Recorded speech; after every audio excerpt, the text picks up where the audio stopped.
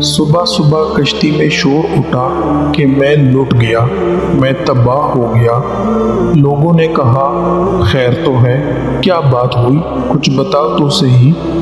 مگر وہ آدمی بس چلائے جا رہا تھا، ایک ہی رٹ لگی تھی کہ میں لٹ گیا۔ کشتی کے سبھی مسافر ایک جگہ جمع ہو گئے، ایک دوسرے سے پوچھنے لگے کہ کیا بات ہے، کسی کو کچھ معلوم ہوتا تو بتاتا کہ کیا بات۔ کشتی بہت بڑی تھی، اتنے مرد عورتوں میں ایک طرف بڑے عالم فاضل اللہ کے بندے بھی بیٹھے تھے۔ شور کی آوازیں انہوں نے بھی سنی۔ رونے پیٹنے والے کو سمجھا بجھا کر جب بات پوچھی گئی تو اس نے کہا غریب مسافر ہوں، ایک تھیلی میں زندگی بھر کا سرمایہ میں نے چھپا رکھا تھا، کسی ظالم نے وہ تھیلی چرا لی۔ سب کو یہ سن کر بہت افسوس ہوا۔ پوچھنے والوں نے یہ پوچھا کہ کتنا مال تھا تھیلی میں؟ اس نے بتایا 1000 اشرفیاں تھی۔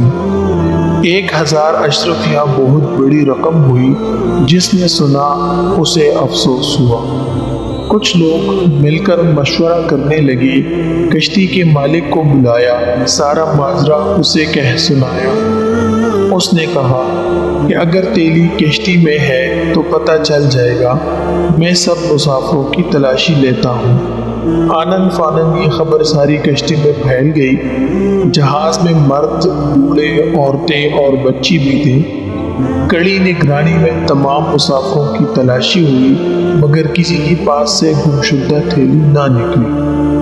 اب لوگ اس شخص پر الٹ پڑے، طرح طرح کی باتیں ہوئیں اور ہوتے ہوتے سب کو یقین ہو گیا کہ یہ شخص جھوٹا تھا۔ جھوٹے پر اللہ تعالیٰ کی لعنت ہوتی ہے۔ سب اسے برا بلا کہہ کر اپنی جگہ جا بیٹھے۔ جھوٹا سٹ پٹا کر اپنی جگہ آ بیٹھا۔ جب تک سفر جاری رہا مسافر اسے پٹکارتے رہے۔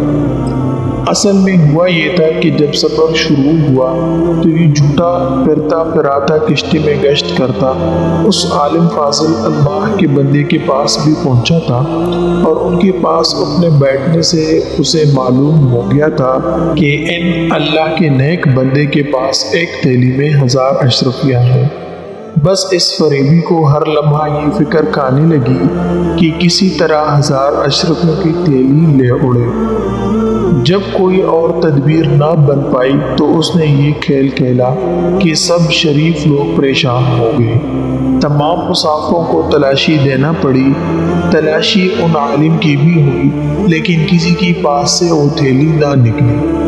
جب دریا کا سفر ختم ہوا اور کشتی کنارے لگی، تمام مسافر اتر گئے تو اس جھوٹے نے علیحدگی میں اللہ کے نیک بندے سے پوچھا کیا آپ نے مجھ سے جھوٹ کہا تھا کہ آپ کے پاس 1000 اشرفیاں ہیں؟ انہوں نے کہا نہیں، میں نے جھوٹ نہیں کہا تھا، میرے پاس واقعی 1000 اشرفیاں تھی۔ اس نے پوچھا پھر وہ تھیلی کہاں گئی؟ انہوں نے جواب دیا جب تو نے اپنی تھیلی گم ہو جانے کا ڈھونگ رچایا تو میں سمجھ گیا کہ تو نے میری تھیلی ہتھیانے کے لیے یہ سب کھیل کھیلا ہے۔ تھیلی میرے پاس سے نکلتی تو سب کو یقین ہو جاتا کہ میں چور ہوں، اس لیے میں نے چھپے سے وہ تھیلی دریا میں ڈال دی۔ جھوٹے نے کہا 1000 اشرفیاں آپ نے دریا میں ڈال دی؟ جواب ملا ہاں۔ اس نے کہا تب تو آپ کا بڑا نقصان ہوا۔